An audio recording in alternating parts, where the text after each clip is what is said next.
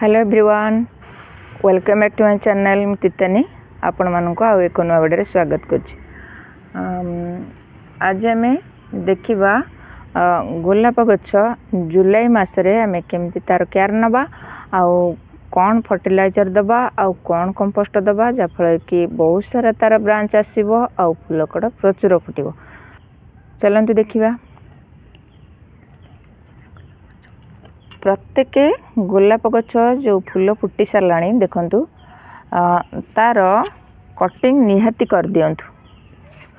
एभली भाव में देखु बहुत सारा गछरे फूल फुटी सारा यही सीधारू आपण मैंने काटी दियंतु। जिते प्रकार आपण मानकर गोलाप गछ अच्छी यही भाव में कटिंग कर दियंतु।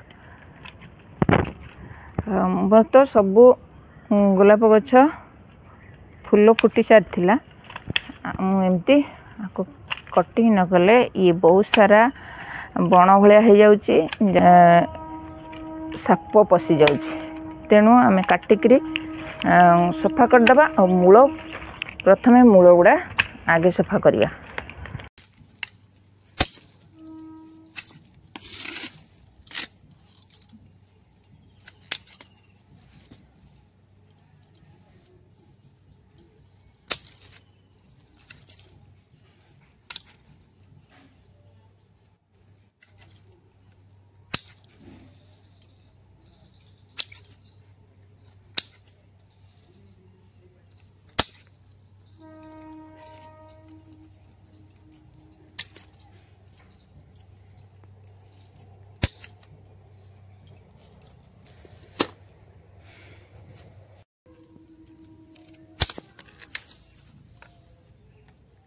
आपण मानकर जदि अच्छी गछ ताले तुरंत ताको काटी सफा कर दियंतु। आउ आपण माने जो गोलाप गछ लगाउचंती 8 रु 10 इंच पटरे किंबा अधिका तो 12 इंच ठारू अधिका ए पटरे लगेची।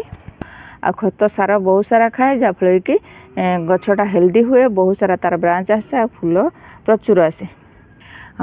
खरा दिन रे किंबा शीत दिन रे पत्र रे पानी स्प्रे करेंगे जाफल कि धूली जो पड़ी थाए धोई हो जाए आउ फंगस लगी न थाए।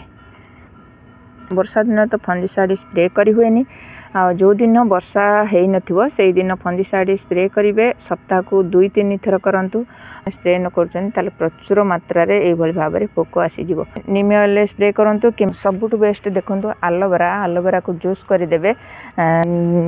किछि दबा दरकार नहीं, छाणीबा भी दरकार नहीं, केवल एलोवेरा जूस आधे देबे आ बहुत सुंदर गछड़ा हेल्दी करिवो, ब्रांच बड़ा आसीबो आ फूल कड़ा प्रचुर आसीबो। आपण माने जो सार दउचंती आधे डीएपी सार दियंतु और बहुत सुंदर आधे ग्रोथ करिवो। जेतेबेले कड़ फूल आसुची सेतेबेले पोटास दे दियंतु आ गछ हेल्दी रहिबो, पोक विशेष लागिबो नाही। तो सब सफा करदे और ये भाव में जिते दौरान फंजिसाइड दिंतु, फर्टिलाइजर दिंतु, जहाँ दौरान आपण मैंने ता मूलटा खुशेकरी देवे जहाँफल कि मूल को ऑक्सीजन जापर, अम्लजान भी जापर। दौरान डीएपी दौरान 8-10 दाना डीएपी दिंतु। ता 15 दिन पर सीबीडी दिंतु। सी मासे परे आपण माने देबे एभली भाव में चापत्ती तो माइक्रो न्यूट्रिशन अधिक अच्छी, माटी के एसिडिटी करथाए, उर्वर करिथाए आ प्रचुर फूल कड़ा आसी थाए। एभली भाव में जेतले दउचंती एभली चारिआड को मड़ेकी दे परिबे। आ देखले तो आपण माने केमिति फूल फुटी सारा पर तार कटिंग करिवे आ कटिंग रे निहाती मन करिकरी फंजिसाइड रो लेप देबे। जो जगह रे कटिंग कले फंजिसाइड लेप निश्चिंत दे देबे, आउ फंगस लागिबो नाही। सप्ताह 2 थर नीम ऑयल स्प्रे करंतु, नले एलोवेरा जूस करी स्प्रे करंतु, ता मूल रे दियंतु। तो वर्षा दिन विशेषकर बेसीटिया केयर नियंतु, से पोक बेसी लगी जाए। जदि मो वीडियोटा भल लगे तो लाइक कमेंट शेयर करेंगे। और मो चैनल जदि आपण मैंने नुआ देखुं गोटे सब्सक्राइब करेंगे। आज ये पुणी आसबि आउ एक नुआ वीडियो नुआ टॉपिक सहित से गछ लगाता भल था। जय जगन्नाथ।